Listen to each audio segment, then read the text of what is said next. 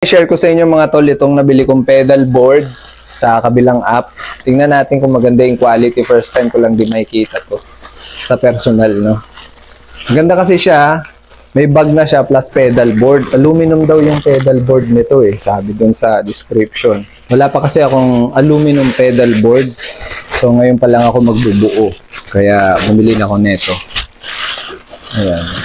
Mawasakin na lang natin yung plastic. Ayan. Excited na ako makita to eh.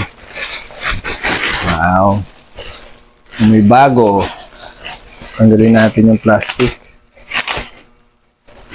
Ayan. Charan! Kita nyo naman, no? Sakto lang. Hindi siya ganun kalaki. Gusto ko nga yung mga ganito lang kalaki kasi para compact lang, madaling bitbitin. Lalo wala naman akong kotse pa. Uy, okay din yung quality niya. Tingnan nyo, oh.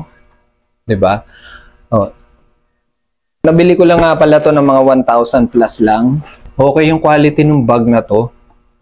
No? Hindi ko akalain na ito. Akala ko parang mga mumurahin na tela lang. Ito yung zipper, oh. Magkaiba. O siguro sinadya talaga nila yan na ganyan. Pero tingnan natin yung loob. Maganda yung quality ng ano, ha. Ng zipper, ha. Ayan, buksan natin. Yun. So, ito yung laman niya. May kasama pa siyang velcro. Ayan, oh. Tapos, meron siyang sling. Ito yung strap niya na pwede nating isabit lang sa balikat. Ang haba nung kanyang velcro. Ayan, oh.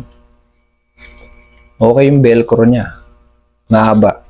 Sangkasya siya dito. Tapos, ito na yung mismong pedal board natin. O nga, no? Aluminum nga siya. Legit. Ayan, o. Ganda, o. Wow, nakakatuwa naman. Mga ilang pedal kaya kasya rito. Ayan, pakinggan nyo, o. Ayan, parang kulintang. Ayan. Tapos, yung mga paa niya, meron siyang mga rubber na rubber foot ba tawag dito. Ayan. So, para pag nilapag mo, yan, medyo meron pa siyang space sa ilalim. Yun nga lang, wala nga lang tong hawakan, pero okay na din, no? Kasi kung ilalagay mo lang naman sa bag to, pwede mo naman hawakan dito, eh. Alright? Ang ganda, mga tol, no? Okay yung bag din, no? Sulit, mga tol, no?